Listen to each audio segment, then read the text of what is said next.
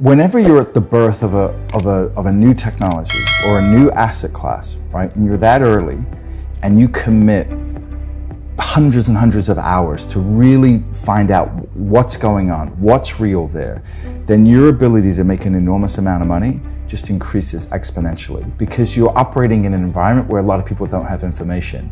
You know, there's this asymmetric dissemination of information, right? So I think last year I was on the road 192, 193 days. And so that whole time I'm out there and I'm meeting people that are creating this new future. So the best parallel I can draw is, imagine that, you know, it's the late 80s, early 90s, and you're seeing this whole computer boom. You're hearing about it. You don't really understand it.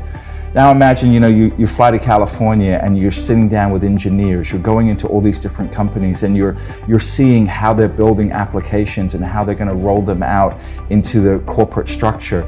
And then you're talking to the corporate sales teams and you're like, oh yeah, we're talking to these people over in these massive corporations and they're going to start changing their legacy systems out. Like, having that knowledge back in the early 90s would have made you hundreds of millions of dollars. Right? Because you would have had an edge over everybody else. Everybody else was sitting there and saying, well, we're using filing cabinets. Why do we need to use an Oracle database? Right? And this was the thing in people's minds. Or Microsoft. You know, people said, well, why do I need a personal computer in my house? Okay, maybe in my office, but why do I need one in my house? But if you understood that the personal computer was going to be in everyone's home, then it's a no-brainer that you buy Microsoft, right? Because it's going to sit on every single computer. Life in general, whether it's making money or just improving your life, it's about getting on the right trajectory, right? So with crypto, I said, okay, maybe there's an opportunity here to make hundreds of millions of dollars, right? But let's say it's only tens of millions of dollars. It's still life-changing.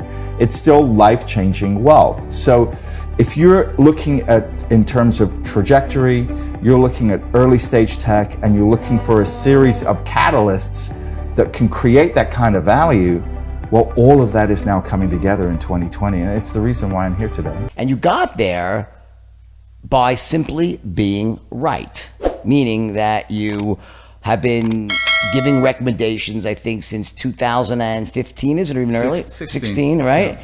And you have an uncanny ability to find value in both stocks and new asset classes like crypto, right? Correct. So let me just start off and, you know, give me your background. Like, how did you get into this? How'd you start? You're all a Wall Street guy. Give me the whole story, but in a nutshell. Okay, so I got my start on Wall Street back in 1989. I was 18 years old, walked into Lehman Brothers and talked myself into a job. The hiring manager looks at me and he says, "You're a sweet kid. This is not for you." Especially Lehman Brothers back then was a wild place. 55 Water Street, right? Was a wild, wild place. And I said, "Frank, I'll work for free. Just give me a shot." And Frank gave me a shot. And you could do that in the 1980s. Right. And they'd give you a shot. And I had no college degree and no connections. Within 2 years, I was a senior VP at Lehman, the youngest senior VP in the firm's history.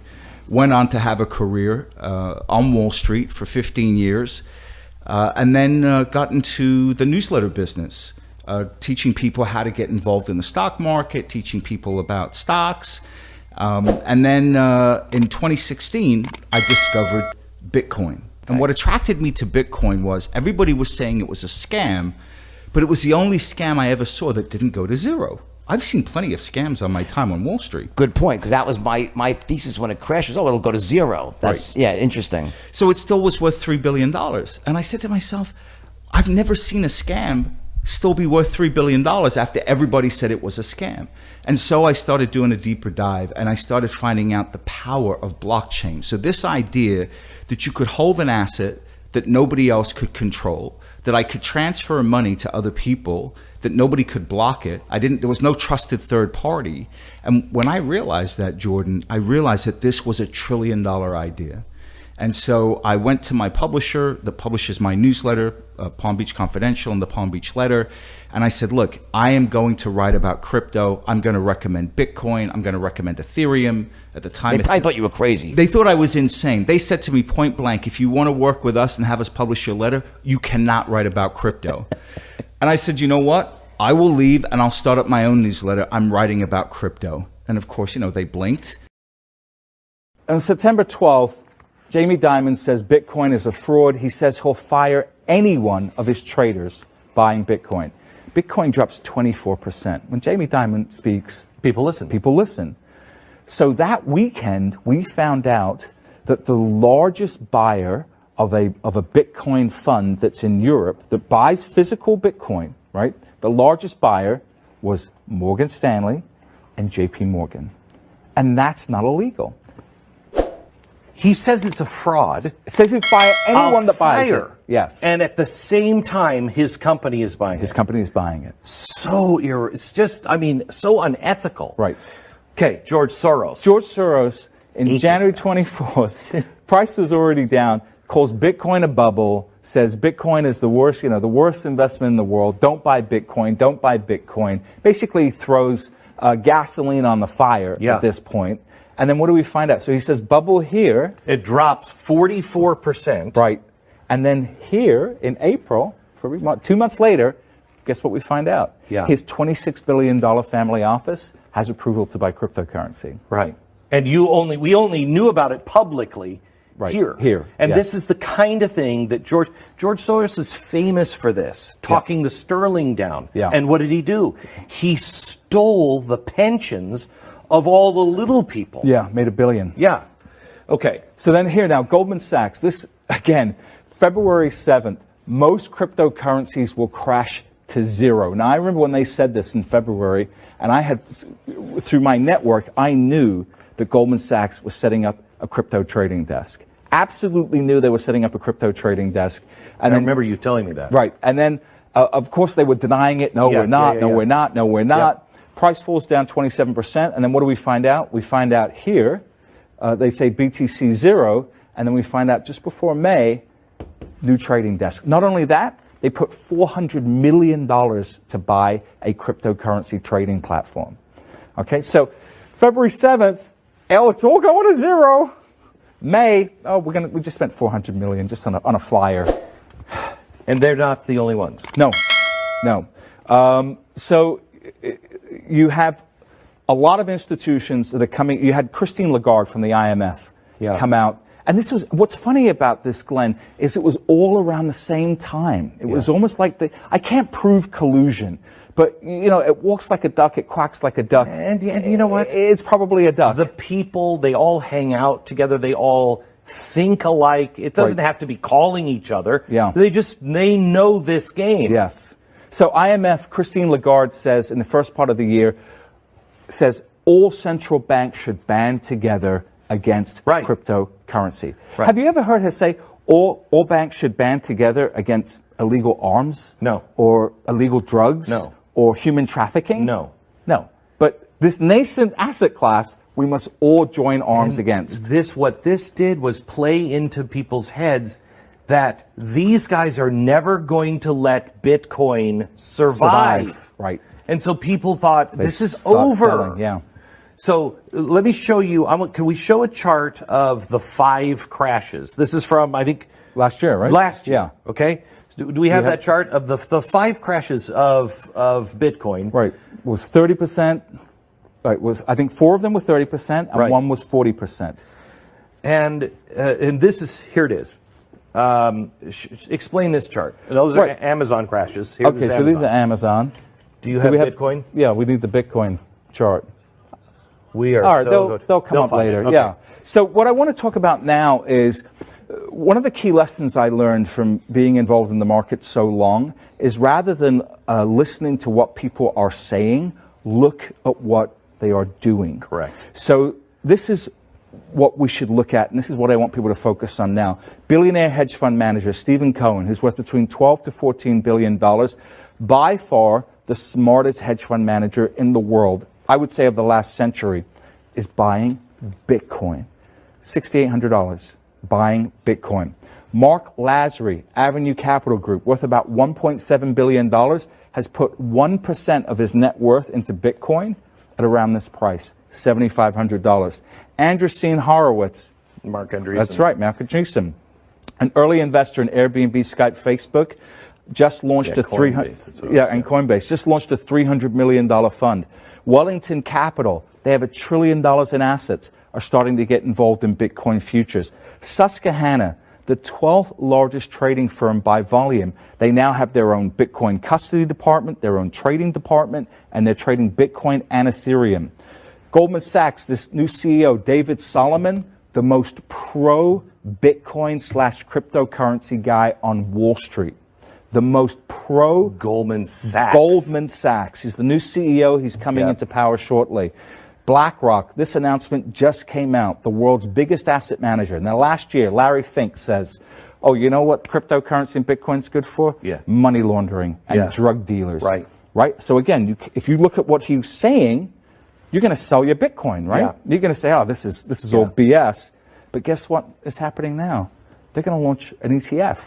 They're looking at an exchange-traded fund that will allow anybody with a brokerage firm to make it as easy as hitting a buy button to go out and buy Bitcoin.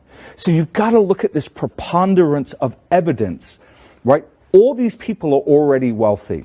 All these people care about their reputation. If Bitcoin is such a trashy asset, why are all these people getting involved? You owe it to yourself to learn about this. If you're sitting there thinking, this is too difficult, or this is just a fad,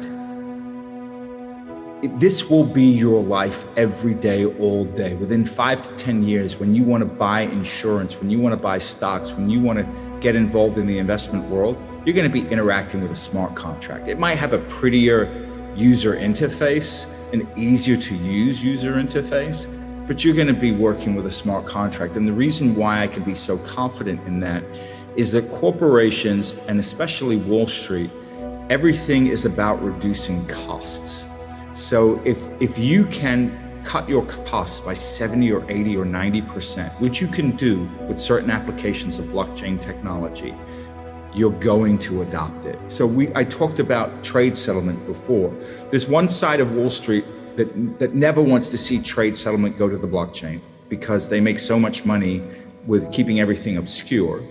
And then there's another side that absolutely wants to move everything to the blockchain because they spend $20 billion a year clearing trades. There must be at least 500,000 people around the world that are employed just clearing trades. Literally with a piece of paper like this saying, and they're marking off trades. They're still using paper and pencil.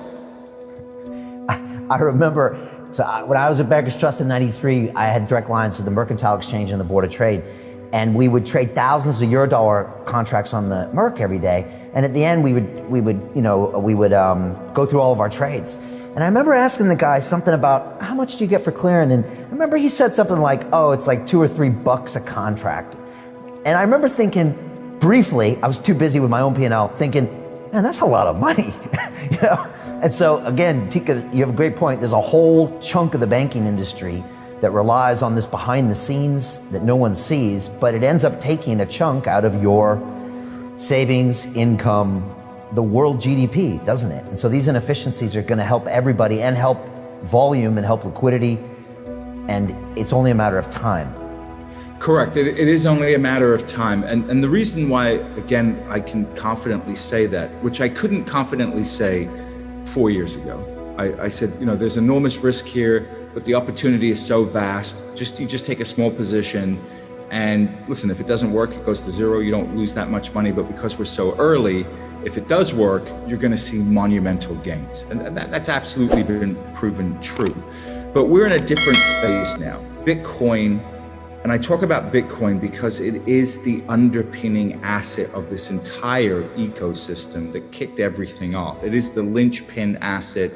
It's the dollar, if you will, meaning the funding currency of everything, right? Bitcoin and Ethereum. They are the premier funding assets. I guess the equivalent of in our world, it would be like US Treasuries, right? The capital markets are basically built off US Treasuries and the rehypothecation of US Treasuries. So the point I'm trying to make is that now Bitcoin is being widely accepted by the financial infrastructure. The Office of the Comptroller of the Currency here in the United States last year gave the green light for banks to start actively custodying cryptocurrency and actively working with cryptocurrency actors. that's like the Pope coming down, you know, and giving you that holy benediction. You know, you kiss the ring and you say, okay, you can work in this space. So once that happened, that opened the doorway for institutional adoption of Bitcoin. Well, if you have institutional adoption of Bitcoin and you have institutional adoption of crypto, that means the doorway is now open to the institutional adoption of decentralized finance protocols. So to me, it's a done deal. You pull back the camera, you look at how the chain tracks are being built across the country with this destination of crypto and DeFi and this big train loaded up with institutional money. You don't have to have a degree from MIT like yourself. So the government, sometimes it seems like it wants to scare people out of crypto, but then if you read between the lines like you're doing, Teeka, then you know the institutional money's going in. So you know they can't stop that, because then you're literally stopping people's bread from getting buttered, and it means they can't get the places in the Hamptons, and it is a little bit of a boys and girls club in that sense. Yes, you've got to look at the economic incentives. If you really want to get far in life, follow the money. You got to follow the money. You've got to follow the money. And the money is flooding into this space. And not for ideological reasons, Brian, but because they see Coinbase made $2 billion in profit last quarter. Binance's profit is bigger than Deutsche Bank. Deutsche Bank's been around for more than a century. It's literally the Bank of Germany, and they're making more money.